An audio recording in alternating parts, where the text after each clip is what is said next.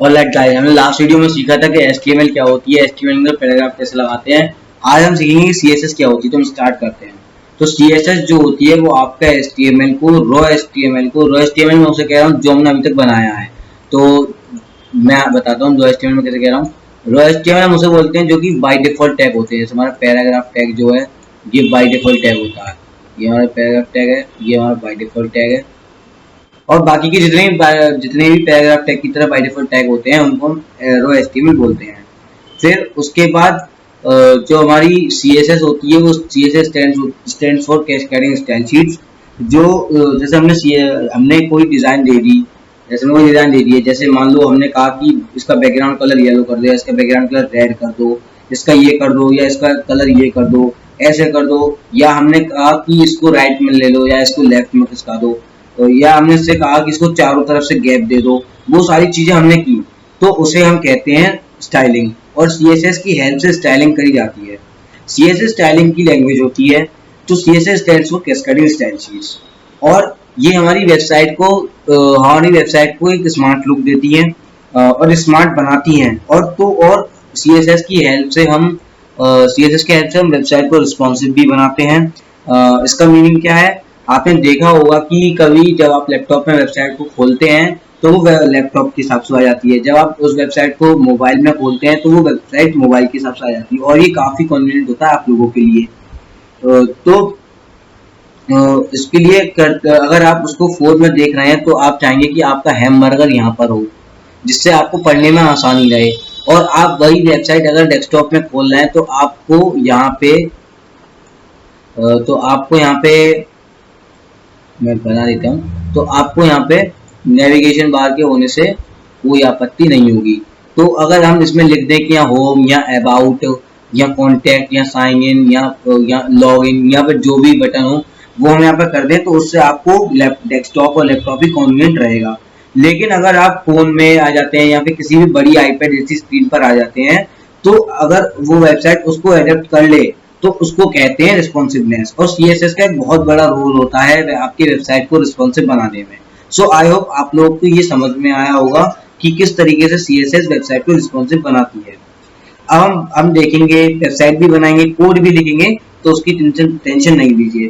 तो यहाँ पर हम देखेंगे कि जो हमारी HTML होती है वो वेबसाइट को सिर्फ स्ट्रक्चर प्रोवाइड कराती है।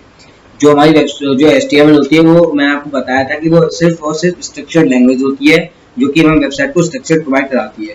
हम सारी की सारी डिजाइनिंग की रिस्पॉन्सिबिलिटी CSS के ऊपर डाल देते हैं।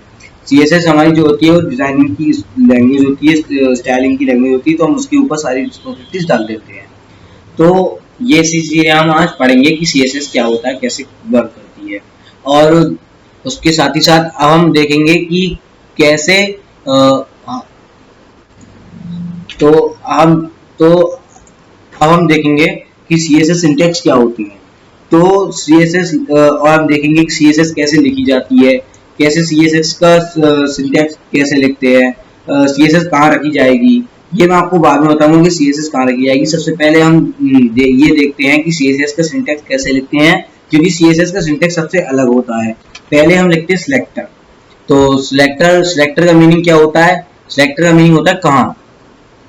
सिलेक्टर का मीनिंग होता है कहाँ। तो मैं लिख ही देता हूँ, सिलेक्टर का मीनिंग होता है कहाँ, वेयर। मैं लिख देता हूँ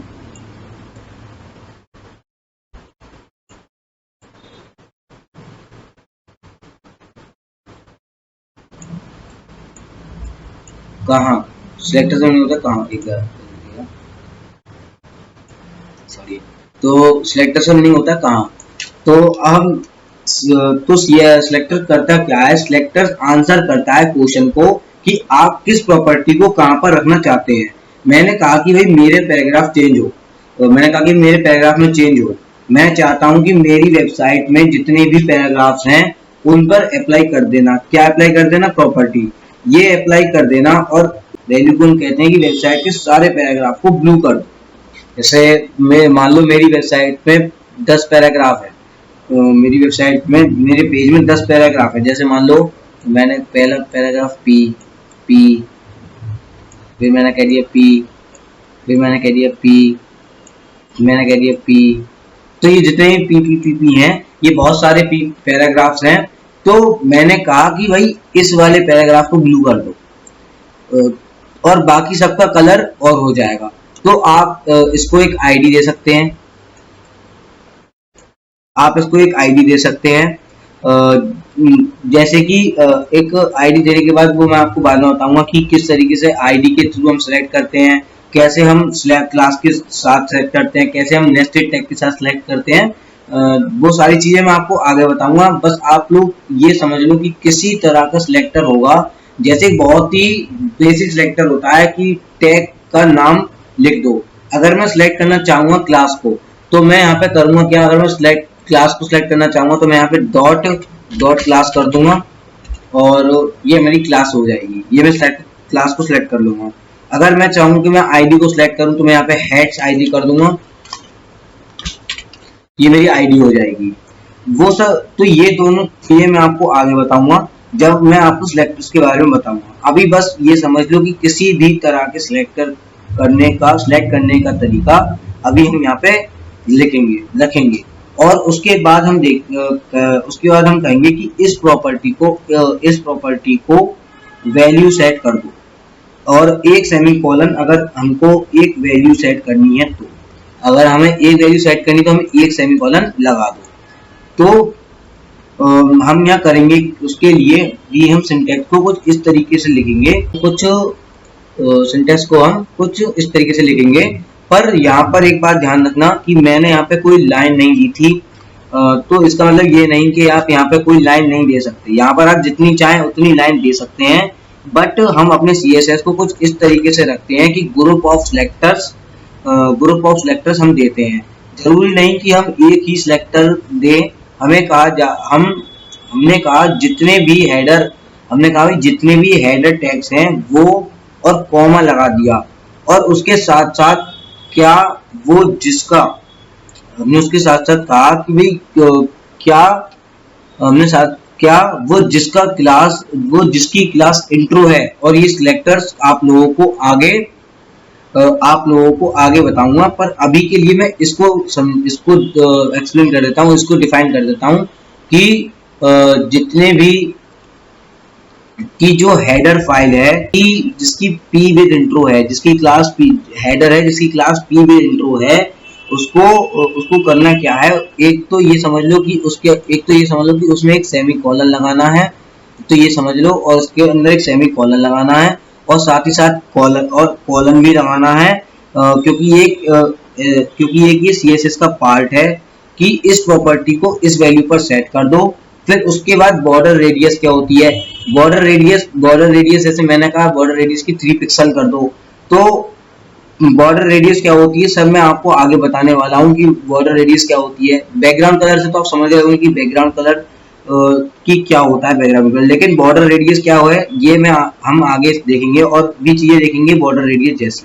इस वीडियो में हम CSS को अच्छे से देखेंगे कि CSS कहाँ यूज होती है, कहाँ इसको हम रखते हैं, तो CSS यूज करने के लिए, ऐड करने के लिए मार्कअप के 3 तरीके होते हैं। तो यहाँ पर 3 प्राइमरी तरीके हम देखेंगे। तो जो 3 प्राइमरी तरीके होते हैं मार्कअप के 3 प्राइमरी तरीके होते हैं वो ये हैं, 3 ways to add CSS to the markup। तो यहाँ पर मार्कअप क्या है, मार्कअप कुछ नहीं है, मार्कअप एक HTML का पार्ट है HTTP का। तो ये हमारा HTML का पार्ट है कि CSS से HTML के अंदर कैसे वो करते हैं। तो अब हम यहाँ करेंगे CSS is added to the element directly using the styling attributes। मतलब जो CSS होती है वो हम उसको डायरेक्ट ऐड कर सकते हैं अपने स्टाइलिंग एट्रीब्यूट्स में। CSS जो होती है वो हिडन रहती है हेड टैग के अंदर स्टाइल्स के थ्रू, और जो हमारी क्या कहते हैं एक्सटर्नल CSS होती है वो हम उसको सेपरेटली रखते हैं डॉट क्लास स्टाइल शीट के नाम से। तो हम बात करेंगे कि क्या कहते हैं, तो ये हो गया हमारा कि 3 तरीके के जो वे होते हैं जिसकी थ्रू हम CSS को मार्कअप में ऐड करते हैं। तो अब हम बात करेंगे कि इंटरनल और एक्सटर्नल CSS क्या होती है। तो हम सबसे पहले अपने पेज पे जाते हैं और यहाँ पर हम देखते हैं कि हमारी इंटरनल और एक्सटर्नल CSS क्या होती है। तो यहाँ पे हम सबसे पहले एक फाइल बना लेते हैं जिसका नाम रखेंगे 12.html। हम यहाँ पे एक फाइल बना लेते हैं जिसका नाम हम रखेंगे, यहाँ पर रखेंगे 12.html इसका फाइल का नाम। और फिर जल्दी से यहाँ पर हम एक बॉयलर प्लेट लगा लेते हैं और यहाँ पे मैं लिखूंगा CSS ट्यूटोरियल। मैं यहाँ पे लिखूंगा CSS ट्यूट। और उसके बाद मैं आपको बताना चाहूंगा, इसे लिखने के बाद मैं आपको बताऊंगा कि कुछ तरीके बताऊंगा जिससे आप अपने पेज में CSS को इम्प्लीमेंट करेंगे। तो यहाँ पर आपको याद हो तो मैंने decode.css नाम की फाइल बनवाई थी, decode.css नाम की फाइल ये रही। जस्ट बिकॉज ये 12.html है तो मैं एक 12.css नाम की फाइल बनाऊंगा। पर CSS नाम की फाइल बनाने से पहले मैं यहाँ पे एक हेडिंग दूंगा और हेडिंग के साथ साथ एक पैराग्राफ भी दूंगा। तो यहाँ पे मैं लिखूंगा दिस इज CSS और साथ ही साथ में पैराग्राफ लिखूंगा जिसमें मैं लिखूंगा डिकोड। मैंने यहाँ लिख दिया डिकोड, आप जो चाहे वो लिख सकते हैं। तो ये लिखने के बाद मैं यहाँ पे इसको गो लाइव करूंगा, यहाँ पे इसको गो लाइव करूंगा। गो लाइव करने के बाद मेरा जो गो लाइव करने के बाद जो मेरा VS कोड का लाइव सर्वर वो चल जाएगा, उसके साथ ही साथ मेरी फाइल भी चल जाएगी। तो अब मैं आपको यहाँ दिखाऊंगा इनलाइन CSS। ये मेरा हो गया दिस इज CSS डिकोड। अब मैं आपको यहाँ पे दिखाऊंगा इनलाइन CSS। तो मैंने आप लोगों को बोला था कि 3 तरीके होते हैं CSS को इम्प्लीमेंट करने के। तो एक तो मैंने देखा था, आप लोगों को बताया था कि स्टाइल को कुछ इस तरीके से लिख दूं स्टाइल, और इसके अंदर मैं इसका कलर कर दूं रेड, इसका कलर मैं रेड कर दूं और इसको सेव करके देखते हैं। तो इसका कलर रेड हो गया है, जो पैराग्राफ का कलर है ये रेड हो गया है। ये मैंने एक ही लाइन में CSS को देके इसको चेंज कर दिया। तो आप लोग को लग रहा होगा कि ये एक बहुत ही बेस्ट तरीका है, इजी तरीका है इसको CSS को ऐड करने का। तो ये मैं आपको बता दूं कि बिल्कुल भी ठीक तरीका नहीं है जिससे आप CSS को ऐड करेंगे। हम यहाँ पे इंटरनल और एक्सटर्नल CSS को ही यूज करने की कोशिश करेंगे।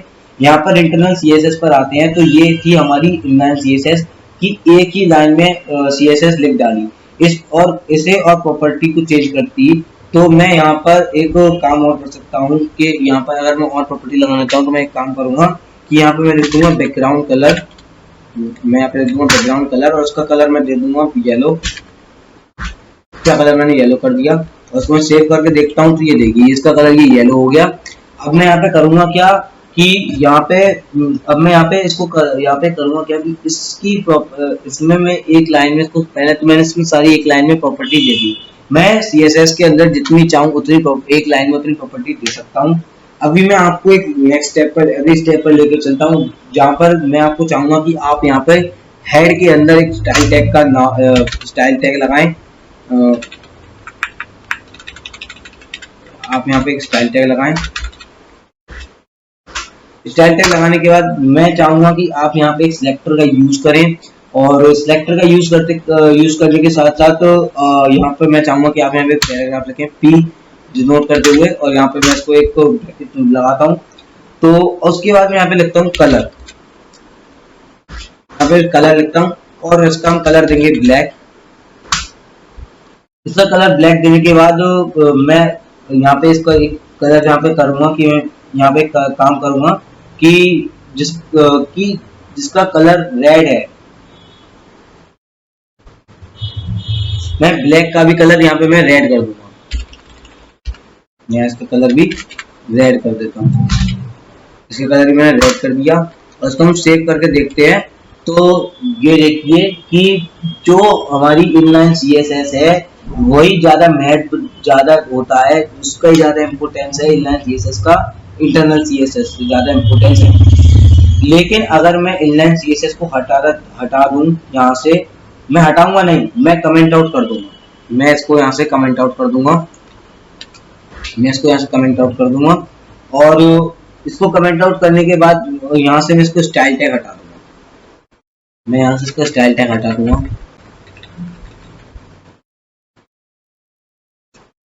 इसका मैंने स्टाइल टैग हटा दिया और इसको मैंने कमेंट ऑफ कर दिया।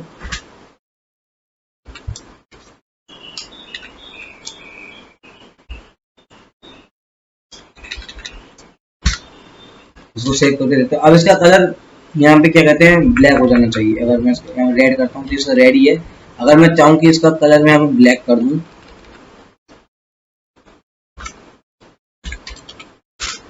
तो इसका कलर ब्लैक हो जाना चाहिए। देखिए ब्लैक हो गया।